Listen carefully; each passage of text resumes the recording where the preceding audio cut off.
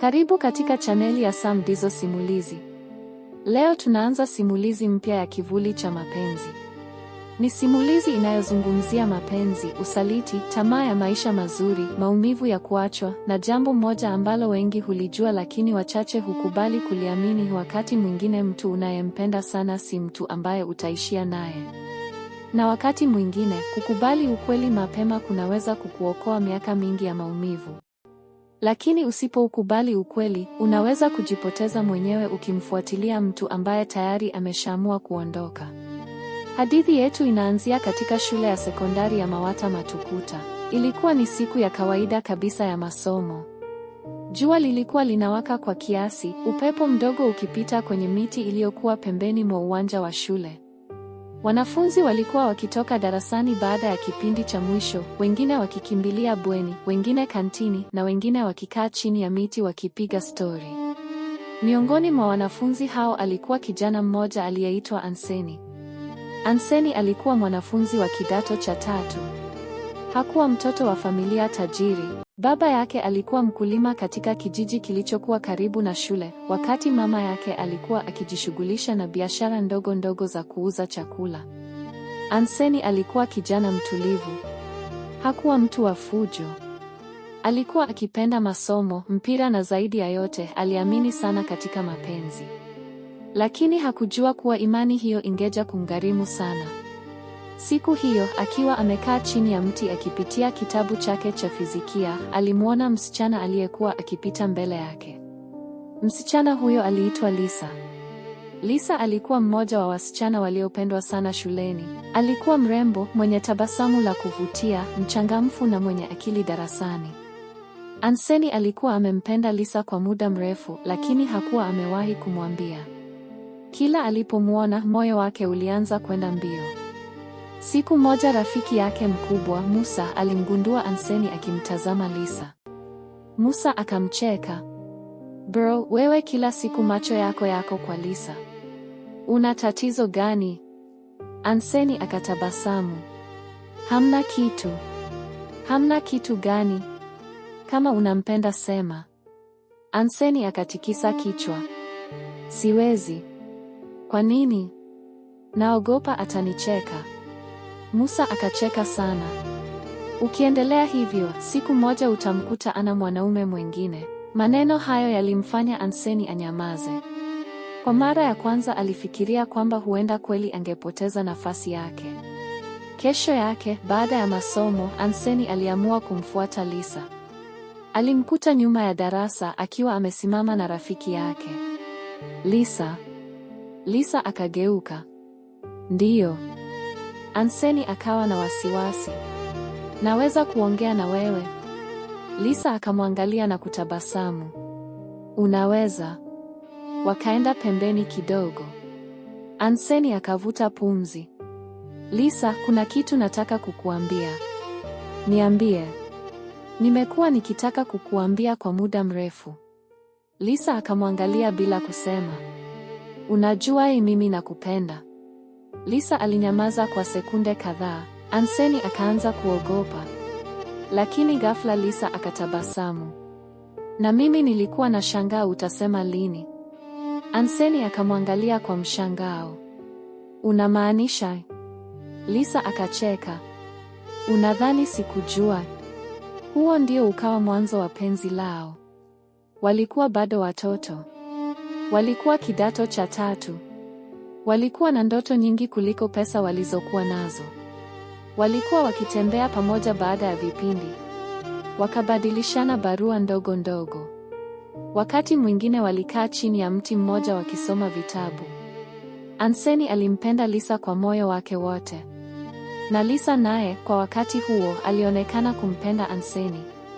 Waliahidiana mambo mengi. "Tutamaliza form 4 pamoja," Lisa alimwambia siku moja. Anseni akamjibu, "Na tukifaulu, tutasoma pamoja. Na tukifika chuo, tutaoana." Lisa akacheka. "Kweli? Kweli? Usije kunisaliti." Anseni akamshika mkono. "Siwezi." Lisa akatabasamu. "Na mimi sitakuacha." Hilo lilikuwa penzi la vijana wawili waliokuwa bado hawajui maisha yalivyo. Walidhani mapenzi yalikuwa ahadi. Walidhani kusema nitakuwa na wewe milele kulitosha kuifanya kesho iwe kama leo. Lakini maisha hayafanyi kazi hivyo. Miezi ilipita. Masomo yakazidi kuwa magumu. Kidato cha 4 kikaanza kuwa karibu. Wanafunzi wote walikuwa wakijiandaa kwa mtihani wa taifa. Anseni alikuwa akimsisitiza Lisa wasome. Lisa, lazima tufanye vizuri. Najua. Sitaki tuwe tunapendana halafu tushindwe maisha. Lisa akacheka. Unawaza mbali sana. Kwa sababu nataka maisha yetu yawe mazuri. Lisa hakujua kuwa maneno hayo yangekuja kumuumiza Anseni miaka michache baadaye. Siku moja, baada ya masomo, Lisa alipokea simu. Ilikuwa ni simu kutoka kwa ndugu yake aliyekuwa mjini.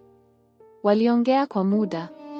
Baada ya kumaliza simu, Lisa alikuwa na furaha isiyo ya kawaida.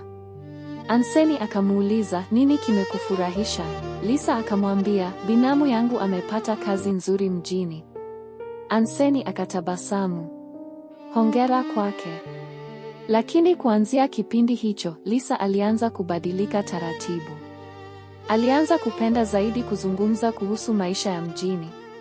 Nguo, magari, simu nzuri, nyumba nzuri, maisha ya watu wenye pesa. Anseni alianza kugundua mabadiliko hayo. Siku moja akamuuliza, Lisa, unataka kuwa na maisha gani baada ya shule? Lisa akamjibu, sitaki maisha ya kawaida. Maana yake? Nataka maisha mazuri. Tutajenga. Lisa akamwangalia. Wewe una uhakika? Anseni akashangaa. Kwa nini unauliza hivyo? Kwa sababu kujenga maisha si rahisi. Nitajitahidi. Lisa hakujibu. Hapo ndipo ufa mdogo ulipoanza kutokea. Ufa ambao Anseni hakuweza kuona.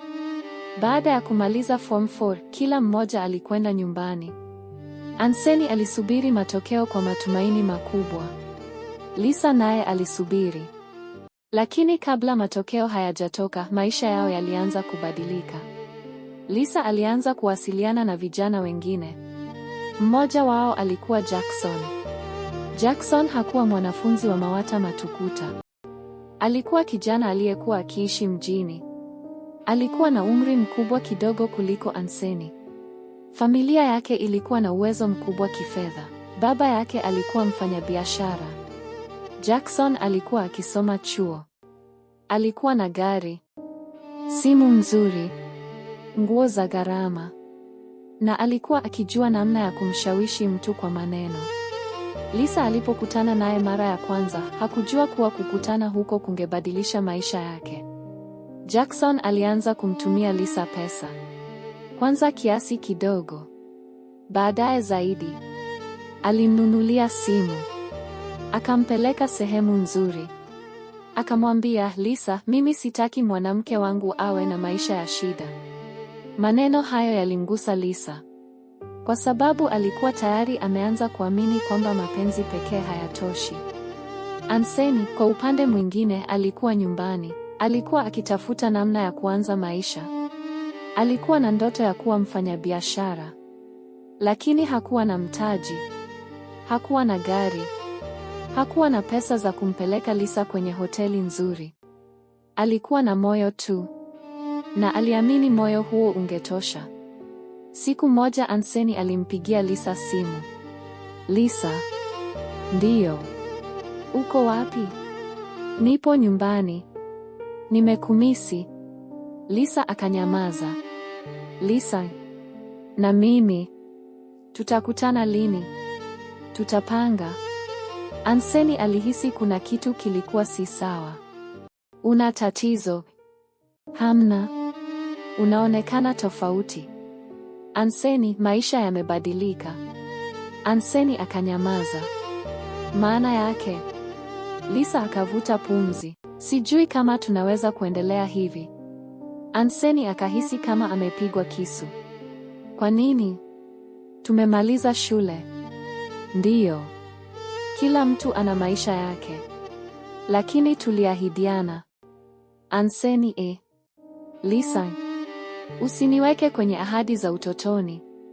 Anseni hakujua cha kusema. Baada ya simu kukatika, alikaa kitandani muda mrefu. Alikuwa bado haamini. Aliamini Lisa angerudi. Aliamini walikuwa wamepita kwenye mengi pamoja. Aliamini mapenzi yao yalikuwa ya kweli. Lakini Lisa tayari alikuwa ameshaanza kuangalia upande mwingine. Matokeo yalipotoka, Lisa alifaulu vizuri. Anseni naye alifaulu, lakini kwa kiwango cha chini kuliko alivyotarajia. Alikuwa amepoteza muda mwingi akifikiria kuhusu Lisa. Alienda kwenye shule yake kuchukua taarifa za matokeo. Aliposoma jina lake, moyo wake ulidunda. Lakini furaha yake haikudumu. Musa alimwambia, "Bro, usijali. Umefaulu." Anseni akatabasamu kidogo. Lisa amefaulu? Ndiyo. Anseni akafurahi. Lakini alipompigia simu, Lisa hakupokea. Alipiga tena. Hakupokea. Baadaye akamtumia ujumbe, "Hongera kwa kufaulu." Lisa akajibu baada ya muda, "Asante." Lisa hakujibu. Siku hiyo Anseni aligundua kwamba huenda tayari amepoteza penzi lake. Lakini hakukubali. Hapo ndipo tatizo kubwa lilipoanzia. Badala ya kukubali kwamba Lisa alikuwa amebadilisha moyo wake, Anseni alianza kumfuatilia. Alimpigia simu mara nyingi. Akatuma ujumbe. Akaenda nyumbani kwao. Lisa alianza kumkwepa. Siku moja alimwambia wazi, "Anseni, mimi sitaki tena kuwa na wewe." Anseni akamuuliza, "Kwa nini?" "Kwa sababu nimeamua kuendelea na maisha yangu." "Na mimi?" "Na wewe endelea na maisha yako." Anseni akatikisa kichwa. "Unampenda mtu mwingine?" Lisa akanyamaza. Ukimya wake ulikuwa jibu. "Ni Jackson." Lisa akashusha macho. Anseni alihisi dunia imesimama. "Kwa hiyo ndiyo sababu?" Lisa akasema, "Jackson anaweza kunipa maisha ninayotaka." Anseni akacheka kwa uchungu. "Na mimi?" "Anseni, si kwamba wewe ni mtu mbaya. Basi tatizo ni nini?" "Hatuna maisha sawa. Lakini tunaweza kujenga." Lisa akatikisa kichwa. "Mimi sitaki kusubiri." Maneno hayo yalimvunja Anseni. "Kwa hiyo miaka yote hii ilikuwa nini?" Lisa hakujibu. Anseni akaondoka. Alitembea bila kujua anaelekea wapi. Usiku huo hakulala. Kesho yake hakula. Siku zilizofuata zikawa mbaya zaidi. Anseni alikuwa amefanya kosa moja kubwa, alikataa kukubali matokeo. Lisa alikuwa ameamua kuondoka. Lakini Anseni alitaka kulazimisha moyo wa Lisa ubaki. Alisahau kwamba mapenzi hayalazimishwi. Alianza kuishi katika kumbukumbu. Alipita kwenye mti waliokuwa wakikaa. Akaangalia sehemu walizokuwa wakisoma. Akasoma tena barua walizoandikiana. Kila kitu kilimkumbusha Lisa. Musa alimwambia, "Bro, achana naye." Anseni akajibu, "Siwezi." "Kwa nini?" "Nampenda sana." Musa akasema, "Lakini yeye hakupendi tena." Anseni akakasirika. "Usiseme hivyo. Ukweli ni huo." Anseni akasimama. "Sitaki kusikia." Huo ndio ulikuwa mwanzo wa kuanguka kwake. Alikuwa na uwezo wa kujenga maisha mapya. Lakini badala yake alitumia nguvu zake zote kupigana na ukweli. Lisa akaanza maisha mapya na Jackson. Jackson alimpeleka mjini. Alimnunulia vitu. Alimwonyesha maisha ambayo Anseni hakuwa na uwezo wa kuyatoa. Lisa akazidi kumwamini. Na polepole Anseni akawa historia. Lakini Anseni hakuweza kuifanya historia iwe historia. Alibaki hapo. Akiumia. Akiwaza. Akiuliza kwa nini. Alipoanza chuo, masomo yake yakaanza kuwa magumu. Alikuwa darasani lakini akili yake haikuwa darasani. Alisoma ukurasa mmoja mara 5 bila kuelewa. Usiku alikesha akifikiria Lisa. Siku ya mtihani wa kwanza alikaa kwenye karatasi huku akili ikiwa mbali. Alifeli. Mwingine pia. Mwaka ukaisha. Matokeo yakatoka. Anseni alikuwa amefeli vibaya. Alikuwa amepoteza nafasi yake ya kusonga mbele. Lisa, kwa upande mwingine, alikuwa akiendelea na maisha yake. Hapo ndipo somo la kwanza lilipoanza kuonekana: huwezi kubadilisha uamuzi wa mtu kwa kuumia. Kuumia hakutamrudisha mtu. Kulia hakutamlazimisha mtu akupende, na kushikilia yaliyopita hakutaifanya kesho iwe jana. Na huu ni mwisho wa sehemu ya kwanza. Usisahau kulike, kusubscribe na kucomment. Asanteni na tukutane katika sehemu ijayo.